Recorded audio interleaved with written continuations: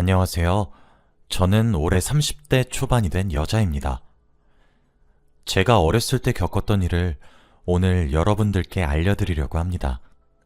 제가 고등학생 때 저희 집은 다른 집들과 달랐어요. 몇십 년이 지난 지금이지만 아직까지도 꿈에 그때의 일이 생생하게 나와서 오늘 한번 글을 써봅니다. 제가 어렸을 때 저희 집은 할머니와 어머니, 그리고 아버지, 이렇게 넷이서 살고 있었어요. 할머니는 항상 집에만 계셨고 어머니는 다른 집 어머니들과 달랐습니다. 왜냐하면 식물인간이셨거든요. 저희 집은 굉장히 가난했습니다. 어머니는 식물인간이셔서 몇 년째 병원 신세를 지고 계셨고 아버지는 횟집을 운영하셨는데 장사가 잘 안 됐죠. 거기다가 저는 학생이었기 때문에 돈도 많이 들었고요. 집에서 돈을 버는 사람은 아버지밖에 없었습니다. 그리고 나라에서 돈도 지원해주지 않았고요. 제가 태어났을 때부터 어머니가 식물인간 상태는 아니었습니다. 원래는 다른 사람들과 똑같이 말도 잘하시고 표현도 잘하시는 활발한 어머니였죠. 세상에서 제일 친한 친구가 어머니라고 말할 정도였으니까요. 어머니 몸이 건강하셨을 때에는 아버지와 같이 돈을 벌러 다니셔서 저희 집 경제력이 평범했습니다. 어머니는 공장에서 일을 하셨고 저희 집 생계 유지를 위해 밤낮 없이 일하셨죠. 그리고 특히나 딸 사랑이 지극하셔서 제가 하고 싶은 거, 배우고 싶은 건 꼭 배우게 해주겠다고 했습니다. 그런데 하늘도 무심하시지. 어떻게 이럴 수 있나요? 그날은 평소와 다름없이 어머니의 출근길이었습니다. 항상 저와 어머니, 아버지는 셋이서 같이 현관문을 나갔어요. 저는 학교로 등교를 하고 아버지는 횟집, 그리고 어머니는 공장으로 말이죠. 그리고 큰 길에서 셋이서 갈라집니다. 그런데 그때 큰 길에서 저와 아버지에게 인사를 나누고 횡단보도를 건너는데 화물 트럭에 그만 교통사고가 나고 말았죠. 그 장면을 저와 아버지는 다 목격했습니다. 분명 횡단보도 신호등은 초록불이었어요. 그런데 그 차의 브레이크 고장으로 어머니가 크게 다치고 말았습니다. 저와 아버지는 그날을 잊을 수가 없어요. 다시 생각해도 눈앞이 아찔합니다. 그때 처음으로 어머니를 잃을 수도 있다는 생각을 했던 것 같아요.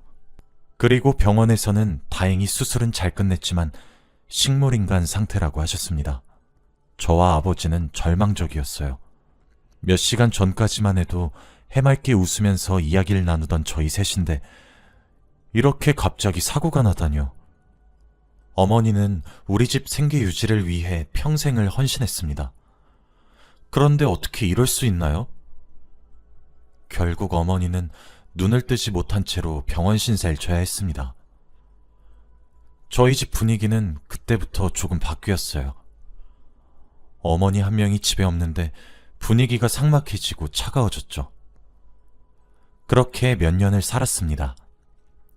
그런데 엎친 데 덮친 격으로 아버지의 횟집도 장사가 점점 안 되고 있었어요. 어머니와 두 분이서 돈을 벌 때에는 그래도 평범한 축에 속했는데 아버지 혼자 외벌이를 하는 것도 모자라 장사도 예전만큼 잘 안 되어 적자가 되고 말았죠. 거기다가 어머니 병원비까지 나가니까요. 저희는 대출을 받으면서 생활비를 충당해야 했습니다. 그렇게 지낸 지 몇 년이 지났어요. 저는 고등학생이 되었고 아버진 여전히 횟집 장사를 하고 있었죠. 할머니는 늘 집에만 계셨고요. 그런데 아버지에게 충격적인 일이 일어나고 말았습니다. 아버진 여느 때와 다름없이 횟집에서 장사를 하고 계셨어요. 그런데 그날 한 손님이 와서 회를 포장해달라고 했다고 합니다. 당연히 아버지는 회를 포장했죠. 그런데 그 손님이 왜 이렇게 양이 적냐며 더 넣으라고 명령식으로 아버지한테 말했대요. 아버지는 최대한 많이 넣어드린 거라고 사정사정했지만 그 사람은 자신의 뜻을 굽히지 않았습니다. 결국 말싸움까지 갔고 그러다가 그 손님이 아버지한테 먼저 폭력을 휘둘렀다고 해요. 그런데 아버지는 한 대도 때리지 않고 일방적으로 맞으셨다고 합니다. 지나가던 행인들이 경찰에 신고를 해서 결국 아버지는 상황을 끝낼 수 있었습니다. 그리고 경찰서로 갔죠. 그런데 경찰이 아버지한테 하는 말은 정말 가관입니다. 아버지의 얼굴은 만신창이가 돼서 얼굴을 알아볼 수도 없는 지경이었는데 그 남자는 멀쩡했어요. 아버진 경찰관들한테 억울하다고, 절대 아니라고 거의 울고 불면서 말했지만 믿어주지 않았습니다. 그러면서 경찰들은 그렇게 억울하시면 왜 억울한지 이유를 증명하는 글을 써서 제출해야 한대요. 아버진 너무 당황스럽고 어이가 없어서 미칠 지경이었기에 그 상황에서 펜을 잡고 글을 쓸 정신이 없었답니다. 결국 그날 아버지가 너무 결백하다고, 절대 그렇지 않았다고 주장을 해서 경찰이 거짓말 탐지기를 했는데 아버지가 너무 긴장을 하셨는지 결국 아버지가 휘두르지 않았다는 것이 거짓으로 나오고 말았습니다.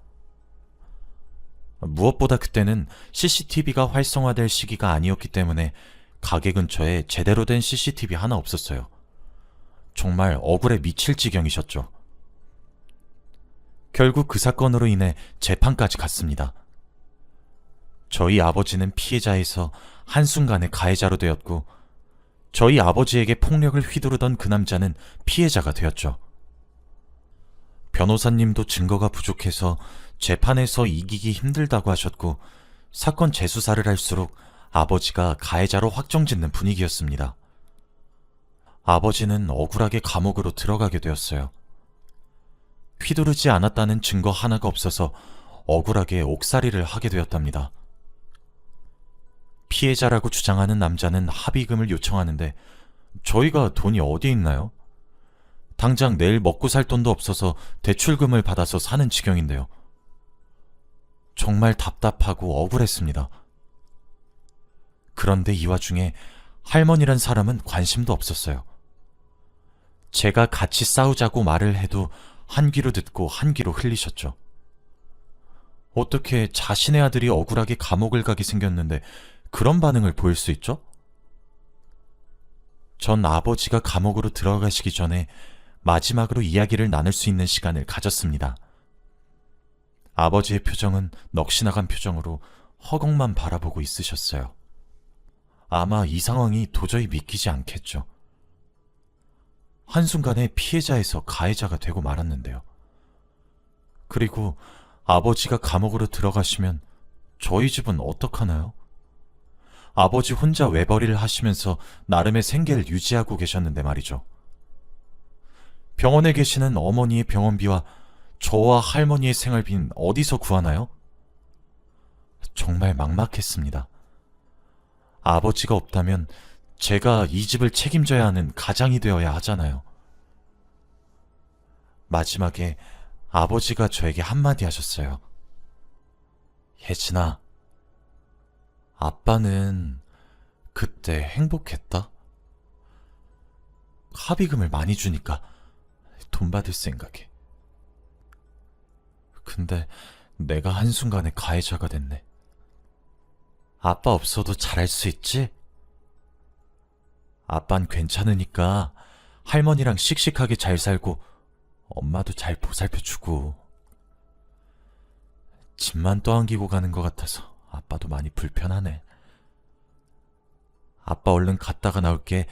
조금만 기다리고 있어. 아버지는 일방적으로 맞으면서도 행복하셨다고 합니다. 합의금을 받아서 돈을 벌 생각에 말이죠. 그 정도로 저희 집은 가난했고 돈에 절실했어요. 지금 생각해도 답답하고 억울해서 미칠 것 같습니다. 그런데 그 와중에도 할머니는 아버지를 보러 오시지 않았어요. 그때는 할머니가 많이 힘든가 보다 라고 생각했죠. 결국 아버지가 감옥으로 들어가시고 말았습니다. 약 1년만 버티면 되었죠. 사실 처음에는 그 남자가 아버지의 형량을 최대한 오래 해달라고 했는데 갑자기 합의금을 못 준다고 하니까 아쉬워하면서 그냥 1년만 하자고 말을 하더라고요. 그때 딱 알 수 있었죠. 합의금 때문에 저희 아버지를 이용했다고요. 왜 하필 저희 아버지가 희생양이 되어야 했나요? 결국 저는 집으로 돌아와서 생각을 차차했죠. 이제 돈을 벌 수 있는 사람은 나밖에 없다고요. 저는 결국 학교를 자퇴하고 새벽부터 늦은 밤까지 일만 했습니다. 당연히 고등학생을 고용하는 일자리는 많이 없었지만 최대한 자빌이라도 했어요. 어떻게든 버텨야 했고 제가 덜 먹더라도 어머니의 병원비는 꼬박꼬박 내고 싶었거든요. 중간중간 회사 점심시간에 어머니 병원으로 뛰어가서 보살폈고 퇴근 후 병원에 가서 어머니와 같이 잤습니다. 집엔 잘 들어가지 못했어요. 사실 할머니랑 원래 친하지도 않고 대화도 많이 안 나누거든요. 그 시간에 어머니와 있는 시간이 더 좋았습니다. 이제 할머니와 어머니를 제가 책임져야 한다는 생각에 일을 더 열심히 하게 되었죠. 그런데 어느 날이었습니다. 여느 때와 다름없이 평범하게 돈을 벌고 있었는데 팀장님이 저를 부르더라고요. 당장 병원으로 가라고 하면서 말입니다. 무슨 일이냐고 물어보니 어머니가 사망을 했대요. 갑자기 무슨 말이냐고 오늘도 어머니 병실에서 출근했다고 말을 했지만 아무 소용이 없었죠. 제가 출근하고 얼마 지나지 않아 사망했다고 합니다. 전 너무 놀라서 병원으로 뛰어갔어요. 그런데 그곳에는 할머니가 있었습니다. 전 할머니에게 따져 물었어요. 왜 갑자기 잘 살아있던 엄마가 죽은 거냐고요. 오늘 아침까지도 건강했고 의사 선생님도 상태 좋다고 계속 지켜보면 될 것 같다고 긍정적으로 말하셨는데 왜 갑자기 몇 시간 만에 엄마가 죽냐고요. 정말 병원이 터져라 울어대면서 할머니한테 말했습니다. 그런데 할머니는 오히려 덤덤했어요. 그러면서 하는 말은 정말 충격적이었습니다. 내가 네 엄마 사망 신고했다. 아주 날카롭고 단호하게 말씀하셨어요. 그럼 어머니를 죽은 사람으로 만든 게 할머니란 소리잖아요. 갑자기 왜 그랬냐고, 지금 아버지도 감옥 간 마당에 어머니까지 없는 사람으로 자라게 하고 싶냐고 화를 미친 듯이 냈지만 할머니는 아랑곳하지 않았어요. 이렇게 안 하면 내가 힘들다. 나도 먹고 살아야지. 애는 어른들 일에 관여하지 말거라. 그러면서 차갑게 저를 지나쳐갔습니다. 정말 어이가 없었죠. 화가 미친 듯이 났어요. 어머니의 병원비와 저와 할머니의 생활비를 위해 돈을 열심히 벌고 있었는데 한순간에 어머니가 죽다니요. 저는 평생을 어머니가 깨어나는 게 소원이었습니다. 그런데 저와 상의도 없이 무작위로 어머니를 사망신고를 하셨다니요. 억장이 무너졌고 할머니에 대한 분노가 미친 듯이 났습니다. 할머니가 저를 지나치면서 하는 말이 있었어요. 내가 네 엄마를 돌볼 순 없잖니? 그때 알 수 있었어요. 저희 어머니를 사망신고한 이유가 바로 할머니가 어머니를 보살펴야 할까봐였다는 것을요. 할머니의 이기적인 생각 때문에 저는 삶의 낙을 잃었습니다.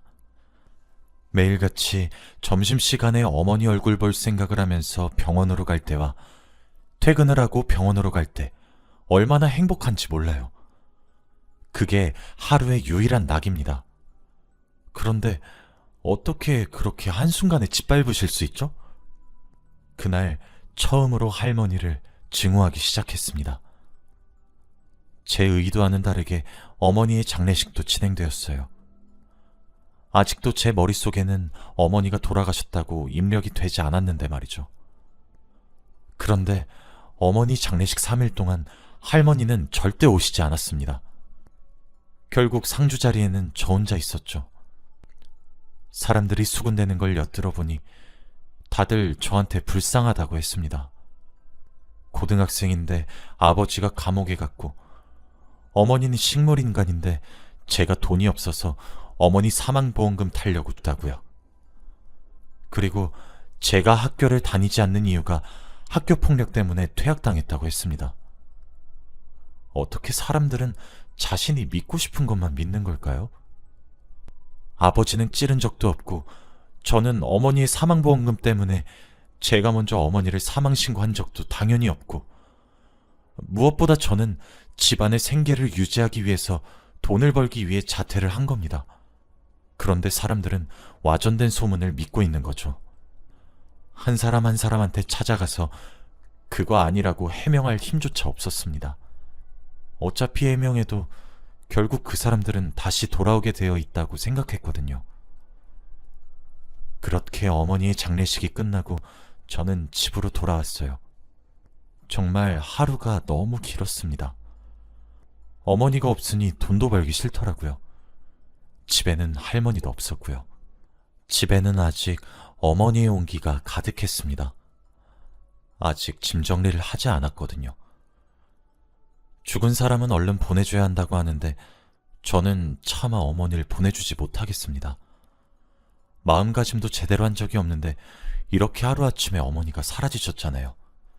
할머니라는 사람 때문에 말이죠. 할머니가 너무 싫고 짜증났습니다. 결국 며칠 동안 어머니의 스웨터를 감싸 안으면서 잠에 들었어요. 꿈에는 과거의 어머니와 저, 아버지 셋이서 같이 집을 나서는 장면과 같이 식탁에 앉아 도란도란하게 이야기를 나누는 장면들이 나왔습니다. 그렇게 달콤한 꿈을 꾸고 눈을 뜨면 너무 허무해요. 그래서 일어나자마자 1시간 동안 펑펑 웁니다. 최악의 날들의 연속이었어요. 그런데 어느 날이었습니다. 집에 누군가 들어오더라고요.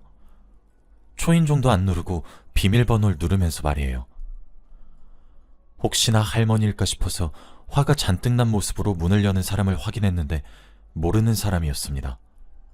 그런데 저희 집 비밀번호를 어떻게 알까요?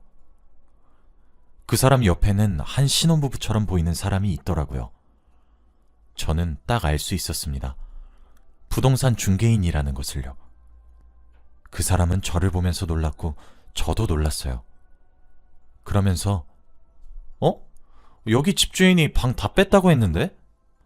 학생, 여기 집주인 보증금까지 다 빼서 나갔어요. 여기 이번 주에 세입자 들어오니까 당장 집 나가야 해요. 라고 하더라고요. 아마 저희 집 보증금을 가지고 간 집주인은 바로 할머니겠죠. 할머니는 끝까지 최악이었습니다. 저는 오늘 안에 짐 빼겠다고 약속한 뒤 대충 가져갈 짐을 챙겼어요. 아버지의 여벌옷과 어머니의 채취가 가득 담긴 옷, 그리고 제가 입을 옷만요. 그리고 제가 한때 열심히 모아두었던 통장까지 말이죠. 그런데 어머니 옷을 찾다가 옷장에서 한 서류를 발견했어요. 되게 어려워 보이는 서류였는데 그건 오래된 아버지의 입양 서류였습니다. 정말 충격적이었어요. 색이 바래져서 잘 안 보이긴 했지만 아버지가 입양이 되었다는 것은 확실했습니다. 그럼 할머니가 아버지의 친엄마가 아니란 소리잖아요. 정말 충격을 받았습니다. 그래서 아버지가 감옥을 가는 당일날까지도 한마디도 하지 않으신 거죠. 아버지도 아마 눈치를 채고 계셨던 것 같아요. 그리고 무엇보다 친아들이 아니니 손녀인 저한테도 더욱 정이 없으셨겠죠. 드디어 모든 퍼즐이 맞추어졌습니다. 저는 그 서류도 가방에 넣어서 나갔어요. 그리고 외딴 곳으로 갔습니다. 사람이 거의 없는 곳으로 말이죠. 아무도 저를 모르는 곳으로 가서 일을 시작했습니다. 딱 아버지가 출소할 때까지 말이에요. 저와 아버지는 편지를 자주 주고받았습니다. 무슨 일이 있었고 어디서 어떻게 살고 있는지 말이에요. 다행히도 제가 살고 있는 곳에는 친절한 분들이 너무 많아서 살기 편안합니다. 그렇게 1년 동안 돈만 벌면서 살았어요. 아버지가 출소하고 난 뒤 이제는 조금 편안하게 사시라고 호강시켜드리고 싶었거든요. 그렇게 오랜 기다림 끝에 아버지가 출소하셨습니다. 제가 알려드린 주소로 오셨고 저희는 서로를 마주하자마자 끌어안고 펑펑 울었죠. 이제 고생 끝났다고 말이에요. 아버지의 품이 너무 그리웠고 솔직히 힘들었습니다. 고등학생 여자 혼자서 세상을 살아가는 게 쉬운 일이 아니더라고요. 아버진 출소하시자마자 다음 날부터 할머니에 대한 복수를 하기 시작하셨습니다. 당연히 경찰에 신고를 했죠. 아버진 과거와 다르게 성격이 많이 바뀌셨습니다. 단호하고 직설적으로 말이죠. 물론 저한테는 예전과 같으십니다. 아버지는 감옥에서 복수 계획을 다 세워왔다며 일사천리로 일을 마무리하셨어요. 그리고 며칠 뒤 경찰을 통해 숨어 지내시던 할머니를 찾을 수 있었고 저흰 고소했습니다. 그리고 절대 합의해주지 않았어요. 멀쩡히 살아있는 저희 어머니를 사망신고를 해버렸는데 이 정도 죗값은 받아야죠. 결국 저와 아버지는 한 달 만에 할머니에게 복수를 성공했고 지금은 어머니가 뿌려져 있는 강 근처로 이사를 했어요. 조금이라도 어머니와 가까이 있다는 것을 느끼고 싶어서 말이죠. 이 일이 일어난 게 벌써 10년도 더 된 일이네요. 저는 지금 30대가 되었습니다. 아버지도 많이 늙으셨죠. 지금은 번듯한 직장을 다니고 있는 회사원이에요. 아버지는 일하지 말라고 제가 돈 다 벌겠다고 말하는 중이고요. 아무튼 저희 어렸을 적 이야기는 이렇습니다. 지금 생각해봐도 어떻게 버텼나 싶어요. 그리고 할머니에 대한 화도 아직 풀리지 않았고요. 웬만하면 다시는 만나고 싶지 않습니다. 제 이야기는 여기까지예요. 들어주셔서 감사합니다.